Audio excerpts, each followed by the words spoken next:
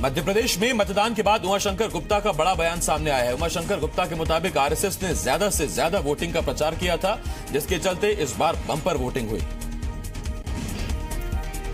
Voting के बाद BJP के प्रदेश अध्यक्ष राकेश सिंह ने दावा किया कि एमपी में चौथी बार बीजेपी की सरकार बनेगी। उन्होंने ईवीएम को लेकर कांग्रेस के आरोपों पर कहा कि कांग्रेस हार का बहाना ढूंढ रही है। उन्होंने सरताज सिंह और बागियों को लेकर कहा कि इससे कोई फर्क नहीं पड़ने वाला। उन्होंने कहा जनता हमारे साथ है और कोई गुस्सा नहीं है। एमपी में बम्पर वोटिंग को लेकर पूर्व सीएम बाबूलाल गौर ने चिंता जताई है। उन्होंने कहा कि यह सामान्य से ज्यादा वोटिंग है और जब भी ऐसा हुआ है यह खतरनाक साबित हुआ है। बाबूलाल गौर ने कहा कि यह पूरा चुनाव प्रत्याशी का रहा, इसमें ना शिवराज सिंह का चेहरा था ना ही कमलनाथ का चेहरा। गौर ने कहा इस बार वोटर्स का गुस्सा दिख रहा था और उनका लहजा शिकायती था। छत्तीसगढ़ में बीजेपी के प्रदेश अध्यक्ष धर्मलाल कौशिक ने जीत का दावा किया। उन्होंने कहा कि छत्तीसगढ़ में बीजेपी चौथी बार सरकार बनाएगी। उन्होंने कहा कि हम पिछली बार से ज्यादा सीटें जीत रहे हैं। इस बार सरकार के कामकाज को आशीर्वाद मिला है। वहीं कांग्रेस की शिकायतों और दावों पर उन्होंने कहा कि कांग्रेस हार रही है और इसीलिए साजिश का आरोप लगा रही है। बीजेपी के राष्ट्रीय महासचिव कैलाश विजयवर्गीय ने ज्योतिरादित्य सिंधिया के ट्वीट को रिट्वीट करते हुए निशाना साधा है। कैलाश विजयवर्गीय ने लिखा, गोली चली नहीं कि करन लगे काऊ काऊ। दरअसल सिंधिया ने कल वोटिंग के दौरान खराब होती ईवीएम के कारण ट्वीट किया था, जिसके बाद कैलाश विजयवर्गीय ने रिट्वीट करते हुए तंज कसा है। कांग्रेस सांसद और दिग्गज आदिवासी नेता कांतिलाल भूरिया ने संसदीय क्षेत्र की 8 विधानसभा सीटों पर जीत की उम्मीद जताते हुए प्रदेश में कांग्रेस की सरकार बनने का दावा किया। भूरिया ने बम्पर वोटिंग के लिए मतदाताओं का आभार प्रकट किया है। भूरिया ने चुनावों के दौरान बीजेपी पर रुपए बांटने का आरोप लगाया। साथ ही निर्दलीय प्रत्याशी को भी भारी रकम देकर कांग्रेस को कमजोर करने की कोशिश का भी आरोप लगाया है। मतदान खत्म होने के बाद अब सभी नेताओं ने कयास लगाने शुरू कर दिए हैं। राज्यसभा सांसद विवेक तनखा के मुताबिक जब बड़ी वोटिंग होती है तो चेंज के लिए होती है। साथ ही तनखा ने कांग्रेस की जीत का भी दावा किया है। भोपाल मध्य के विधायक और बीजेपी प्रत्याशी सुरेंद्रनाथ सिंह ने चुनावी भागदौड़ के बाद अपने बंगले पर लोगों से बातचीत की। उनसे मिलने आए लोग पोलिंग बूथ पर हुई वोटिंग की जानकारी साझा करते नजर आए। सुरेंद्रनाथ सिंह ने परिणामों को लेकर कहा कि रिजल्ट तो रिजल्ट होता है, उसकी उत्सुकता उनको भी है। वहीं मंत्री उमाशंकर गुप्ता ने मतदान के बाद लोगों से मेल मुलाकात का काम शुरू कर दिया है। सूबे के मंत्री जयभान सिंह पवैया चुनाव के लगातार कार्यक्रम के बाद अपने समर्थकों के साथ मिलकर गुनगुनी धूप का आनंद लेते नजर आए। साथ ही पवैया ने अपनी जीत का भी दावा किया। ईवीएम की खराबी पर बीजेपी और कांग्रेस दोनों ही पार्टियों के नेता सवाल उठा रहे हैं। भोपाल की नरेला विधानसभा सीट से बीजेपी प्रत्याशी विश्वास सारंग ने लगाया चुनाव आयोग पर कोई प्लान न होने का आरोप।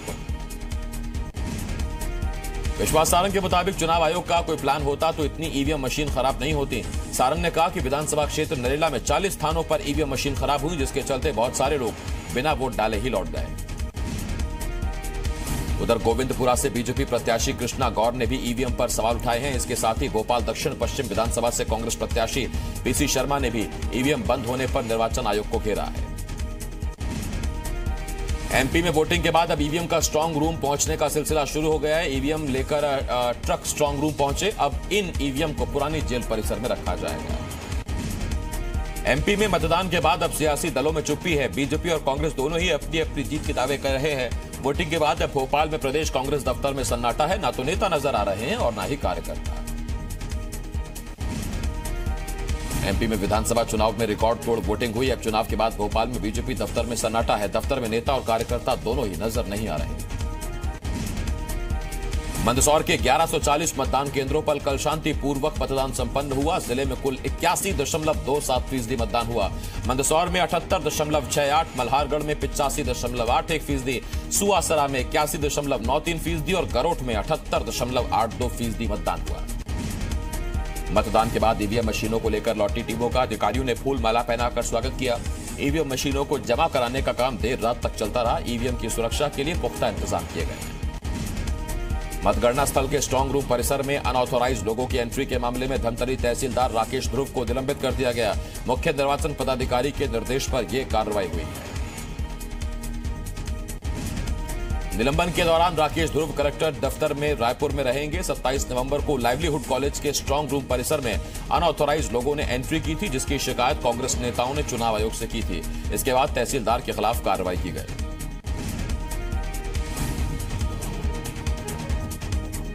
मंदसौर में बीजेपी और कांग्रेस कार्यकर्ताओं में विवाद के बाद बीजेपी प्रत्याशी यशपाल सिंह सिसोदिया थाने पहुंचे और थाने में जमकर हंगामा किया। वहीं एसपी की समझाइश के बाद उनका गुस्सा शांत हुआ। मुंबई से गोवा जाने वाली फ्लाइट में सवार नेता अमित जोगी ने अपनी मां रेणु जोगी और पत्नी ऋचा जोगी के साथ ट्वीट कर एक तस्वीर पोस्ट की है। तस्वीर में गोवा की छुट्टी में अपने भावी विधायकों के साथ कैप्शन लिखा है। जांजगीर चांपा में जिला शिक्षा अधिकारी ने बिना बताए छुट्टी पर गए करीब 12 शिक्षकों की छुट्टी का वेतन काटने के निर्देश दिए हैं। दरअसल चुनाव निपटाने के बाद ज्यादातर शिक्षक थकान मिटाने के इरादे से छुट्टी पर चले गए हैं। वहीं दूसरी तरफ जिले में U-DICE की जानकारी ऑनलाइन अपलोड करने के मामले को लेकर जिला शिक्षा अधिकारी ने बैठक बुलाई थी, जिसमें कई शिक्षक मौजूद नहीं थे। इसी बात से नाराज होकर जिला शिक्षा अधिकारी ने कारण बताओ नोटिस जारी करते हुए वेतन काटने का आदेश दिया। बड़वानी के पिपलाज में रेत का अवैध परिवहन कर रहे ट्रैक्टर ने एक बाइक सवार को टक्कर मार दी। इस घटना में बाइक सवार की मौके पर ही मौत हो गई। घटना के बाद से आरोपी ट्रैक्टर चालक फरार है। मौके पर मौजूद लोगों के मुताबिक मृतक युवक अपनी बाइक के पास खड़ा हुआ था, तभी अचानक तेज रफ्तार ट्रैक्टर पीछे से आया और बाइक सवार को रौंदते हुए मौके से फरार हो गया। फिलहाल पुलिस ने मामले की जांच शुरू कर दी है। उज्जैन के धतरावदा में गत्ता फैक्ट्री में भीषण आग लग गई, जिसमें लाखों का सामान जलकर राख हो गया। सूचना पर पहुंची दमकल की 4 गाड़ियां मौके पर पहुंची। कड़ी मशक्कत के बाद आग पर काबू पाया गया। जांजगीर चांपा में सड़क किनारे एक तेज रफ्तार ट्रक घर में घुस गया, जिससे घर में सो रहे 3 लोगों को गंभीर चोटें आई हैं। ट्रक ड्राइवर और हेल्पर कई घंटे तक गाड़ी में फंसे रहे, जिन्हें कड़ी मशक्कत के बाद निकालकर अस्पताल में भर्ती कराया गया। जशपुर में सांसद रणविजय सिंह जूदेव के छोटे भाई विक्रमादित्य सिंह को हिट एंड रन केस में बरी कर दिया गया। सबूत न होने के कारण विक्रमादित्य को कोर्ट से बरी कर दिया गया है। विक्रमादित्य पर निजी स्कूल के संचालक बमलेश्वर गुप्ता पर गाड़ी चढ़ाने का आरोप था, जिसके बाद उनके खिलाफ केस दर्ज किया गया और केस फास्ट ट्रैक कोर्ट में चल रहा था। 28 नवंबर से भुवनेश्वर ओडिशा में प्रारंभ होने वाले हॉकी वर्ल्ड कप 2018 के आयोजन को यादगार बनाने के लिए गीता पब्लिक स्कूल शिवपुरी के विद्यार्थियों ने दुनिया की सबसे बड़ी हॉकी बनाई है। इस बात की भी संभावना है कि इसे Guinness book of world record में जगह मिल सकती है। सबसे बड़ी हॉकी की लंबाई 260 फीट और चौड़ाई 60 फीट रखी गई है।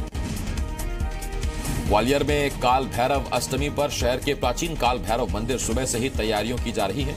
आज मंदिर में 51 किलो मंगोड़े 56 भोग के साथ महाआरती की जाएगी। केंद्र की मोदी सरकार के खिलाफ एकजुट होगा विपक्ष। पहली बैठक 10 दिसंबर को होगी। टीडीपी अध्यक्ष चंद्रबाबू नायडू ने दिल्ली में बैठक बुलाई।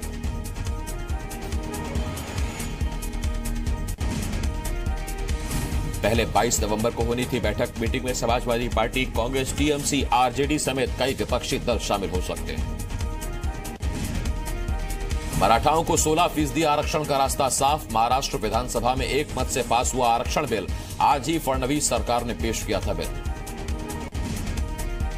फडणवीस सरकार की 5 दिसंबर से पहले मराठा आरक्षण लागू करने की तैयारी। 30 नवंबर तक आरक्षण बिल पास करवाने की कोशिश।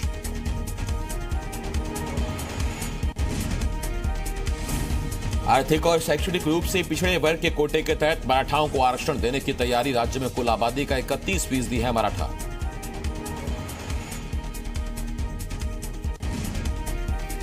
मराठा आरक्षण बिल को मंजूरी से मराठा विधायकों में जश्न। शिवसेना, बीजेपी ने विधायकों के लिए जारी किया था व्हिप। राजस्थान की रैली में हनुमान जी को दलित बताकर विवादों में आए यूपी के सीएम योगी आदित्यनाथ। कांग्रेस नेता ने भेजा योगी को कानूनी नोटिस। योगी ने कहा था, भारतीय परंपरा में हनुमान ऐसे लोक देवता हैं जो वनवासी, दलित और वंचित हैं, लेकिन हर जगह पूजे जाते हैं।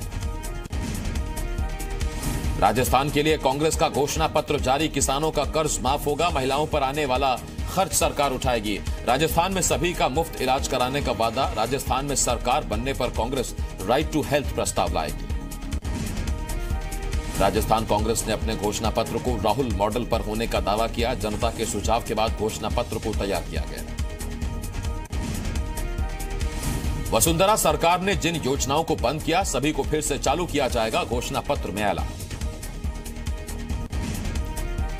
तेलंगाना में कांग्रेस के बाद बीजेपी ने भी जारी किया चुनावी घोषणा पत्र। युवाओं, गरीबों, बेरोजगारों, महिलाओं और किसानों पर फोकस। 25 साल से अधिक के छात्रों को सुप्रीम कोर्ट से राहत। नीट 2019 परीक्षा में शामिल होने को मंजूरी दी। आवेदन की आखिरी तारीख भी 1 हफ्ता बढ़ाई गई। दिल्ली में किसानों के 2 दिवसीय प्रदर्शन को लेकर हाई अलर्ट पर पुलिस प्रशासन। कर्ज माफी और फसलों के एमएसपी को लेकर किसान कर रहे हैं मांग।